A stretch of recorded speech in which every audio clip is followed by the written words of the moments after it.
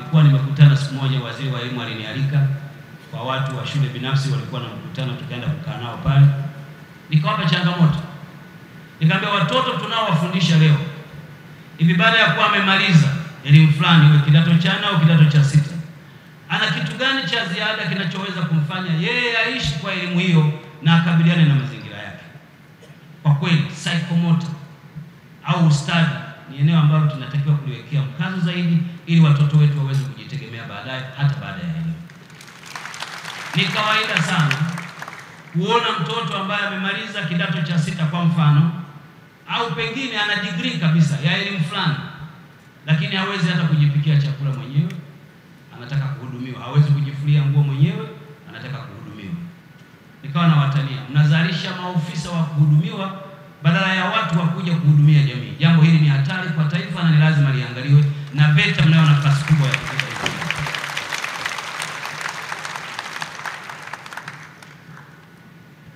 World Forum walifanya utafiti, wakasema hivi, jamii yoyote ambayo inapofanya kazi ya kufundisha isihusianishe stadi katika mafunzo yake, jamii hiyo au taifa hilo litakuwa linapoteza kati ya 1% mpaka 6% kwa mwaka ya GDP kama hasara.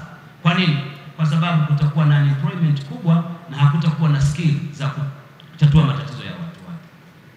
Ndio maana wakati mnajadiliana hapa, kwa nafuatilia kwenye mitandao, kwa naona watu wengine wanasema kwenda VETA ama kutokwenda VETA. Nataka niwaambieni, tunahitaji study kwa ajili ya kutatua changamoto zetu. Hamna taifa lolote duniani linalofahamu ambalo limeendelea bila kuwa na watu wenye study fulani za kuweza kutatua matatizo yake. Na ikiwa tutaacha kuwekeza kwenye kufundisha watoto wetu kwenye study, maana yake ni kwamba tutatafuta study hizo nje ya nchi kwa gharama kubwa, na matokeo yake kazi zozote tunazojenga, iwe kujenga barabara, kujenga nyumba, itakuwa na gharama kubwa. Kwa sababu gani? Kwa sababu ujuzi ama ufundi huo upati ndani ya nchi, na matokeo yake itakuletea hasara kubwa. Nataka niwatie moyo VETA, mko kwenye njia sahihi, na serikali yetu chini ya Dr. Samia Suluhu Hassan, kama ambavyo amesema Naibu Spika, serikali imeamua kuweka mkazo mkubwa kuwapa stadi watoto wetu ili waweze kujitegemea na waweze kuendelea. Lakini pamoja na mafanikio haya mlionayo, VETA wakati mnaendelea, mjue kuwa yako matishio yanayotishia stadi mbalimbali ambazo tunafundisha watoto wetu. Mabadiliko ya tabia ya teknolojia hapa duniani yamekuwa tishio kubwa sana. OECD mwaka 2019 walitoa taarifa yao, wakasema kuwa kwa miongo miwili sasa, sekta ya uzalishaji, yani production sector au manufacturing sector, ilishuka kwa 20%, na sekta ya huduma ikapanda kwa 27%. Kwa nini? Kwa sababu ya uwepo wa mitambo au automation technology ambazo zimefanya watu wengi zaidi watoke kwenye uzalishaji mali. Kwa hiyo wakati tunafundisha vijana wetu, tuwafundishe vile vile kujua kuwa wana wajibu wa kukabiliana na changamoto zinazokuja. Nilikuwa naangalia banda moja pale ambalo taa ile haihitaji interaction ya mwanadamu, yani kwenda kuzima na kuwasha. Asiye na mkono anaweza kuiwasha, unaipuliza tu inawaka. Ni teknolojia. Tumeona mtambo mwingine unawashwa kwa AI, unatumia siri, unaimwambia siri niwashie feni, wala hauko pale, inafungua. Maana yake ni nini? Maana yake ni kwamba teknolojia inavyokuwa itaendelea kuwafanya watu wengi zaidi kazi ambazo wangeweza kuzifanya, teknolojia itawareplace. Na utafiti huo unaonyesha 32% ya kazi nazo, 14% ya kazi ambazo zinafanyika leo ziko hatarini kutoweka kutokana na uwepo wa teknolojia mpya. Na kwa kufanya hivi ni muhimu sana VETA, tunapotoka hapa leo, twende tukaangalia mabadiliko haya, tuweze kuyaweka kwenye mifumo yetu ya ufundishaji, ili watoto wetu ama wale wanaojifunza wajifunze wakijua kuwa kuna changamoto wanazotakiwa kukabiliana nazo kadri wanavyokwenda. Kwa hiyo ndugu zangu, mimi kwa kweli ngeniuliza leo kwamba mkutano huu tumetoka na kitu gani, mimi ningesema tumetoka na fikira mpya, tumetoka na mtazamo mpya, tumetoka na mawazo mapya, tumetoka na mwelekeo mpya wa kuangalia nyanja ya ustadi kwenye maisha ya mtu kama engine ya kubadilisha hali za watu na kuwaondolea umaskini. Na mtu pekee wa kutufanyia hilo ni wizara yako Mheshimiwa Waziri, Wizara ya Elimu, pamoja na wewe VETA ambaye ndiyo mwenye wajibu wa kutoa stadi hizi kwa watoto wetu. Jana kwa naongea na Mheshimiwa Waziri wa Ujenzi baada ya kuona video moja ya mama dereva mmoja amenyanyaswa kwenye mzani, nikawa namwambia kule tuendako, nadhani tuna sababu ya kuangalia mifumo yetu kwamba hivi kuna ulazima wa mzani tu kuangalia uzito kuwe na watu 9.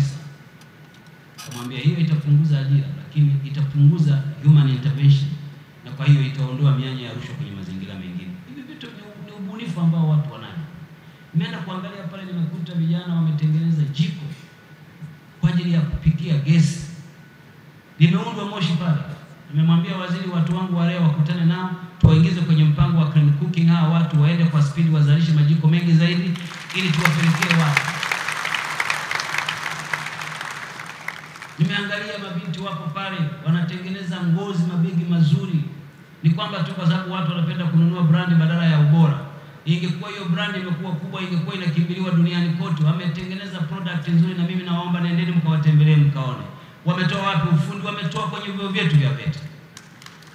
Tuna uwezo mkubwa wa kubadilisha nchi yetu kama wote tutakubaliana kwamba watoto wetu wapate study fulani kwa ajili ya kubadilisha maisha. Na mtoto aangaliwe kitu gani anakipenda wakati wa kujifunza kwake. Katika elimu unapokuwa unafanya career development na monitoring ya mtoto, unamwangalia maisha yake shuleni, anapenda nini? Huyo mwelekeze kwenye hicho anachokipenda kwa kuperfect, kumpitisha kwenye mafunzo haya study ili kesho aweze kuwa na maana zaidi kwenye maisha yako. Sasa nilisema nisiseme mengi nikaharibu shughuli. Na dalili hiyo ya kuiharibu. Niwashukuru sana kwa kunialika. Nipongeze sana wote mlioshiriki. Kwa kweli jamani, tuseme ukweli. Tusingekuwa hapa kama kusingekuwa na kamati ya maandalizi. Kamati ya maandalizi wako wapi? Naomba tuwapigie makofi mengi sana. You have made it. We are proud of you. Tunamshukuru Mungu kwa ajili yenu. Mmetutoa kimasomaso. Mmeandaa mkutano mzuri sana. Najua hamkulala kwa siku kadhaa. Mlikuwa mmepanga. Hata mimi nitasimama hapa, waliopanga ni hawa kamati ya maandalizi. Nitakaa pale, walipanga hawa kamati ya maandalizi. Na ninyi mtaingilia wapi, mtatokea wapi, walipanga hawa. Kwa hiyo tusione vile vimeundwa, waliounda ni hawa. Inawezekana wasisemwe mahali popote. Nimeona niwatambue, na baadaye naomba nipige nao picha hapa chini ili niende nayo kama ukumbusho. Hongereni sana kamati ya maandalizi. Kwa wasanii wetu tunawashukuru sana kwa kutuburudisha. Mmetuambia VETA ni nuru. Tunajua. Na ninyi hata kupiga tu gitaa ukajua kuimba ni stadi ya maisha. Ninyi wenyewe hongereni sana kwa sababu ufundi mlionao unafanya shughuli iweze kupendeza.